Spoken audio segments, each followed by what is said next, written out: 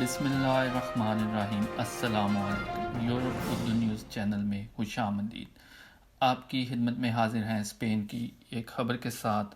ایک خبر جو آج کل سوشل میڈیا پر گردش کر رہی ہے کہ آیا اسپین کی افروکات ایسوسی ایشن کاتالونیہ ان لوگوں کو ملازمت پر رکھنے والی ہے جو کہ اللیگل ہیں، اور جس شعبے میں وہ لوگوں کو ملازمت دینے والے ہیں وہ زراعت کا ہے۔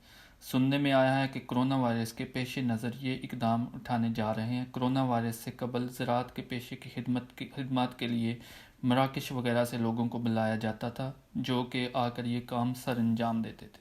تو جیسے کہ آپ سب جانتے ہیں کرونا وائرس کی وجہ سے تمام فلائٹس بند ہیں اور نہ کوئی بندہ وہاں سے آ سکتا ہے اور نہ ہی جا سکتا ہے، اس لیے یہ اقدام اٹھایا جا رہا ہے۔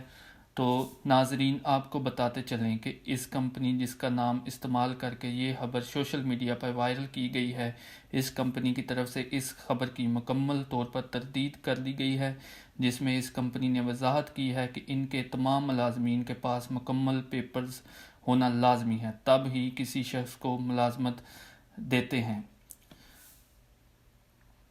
یہ جو انفارمیشن آپ کو دی جا رہی ہے، اس کا لنک ڈسکرپشن باکس میں موجود ہے۔ اگر ویڈیو اچھی لگے تو سبسکرائب کریں، لائک کریں، زیادہ سے زیادہ شیئر کریں تاکہ دوسرے تارکین وطن فائدہ حاصل کر سکیں۔ اب تک کے لیے اتنا ہی۔ السلام علیکم۔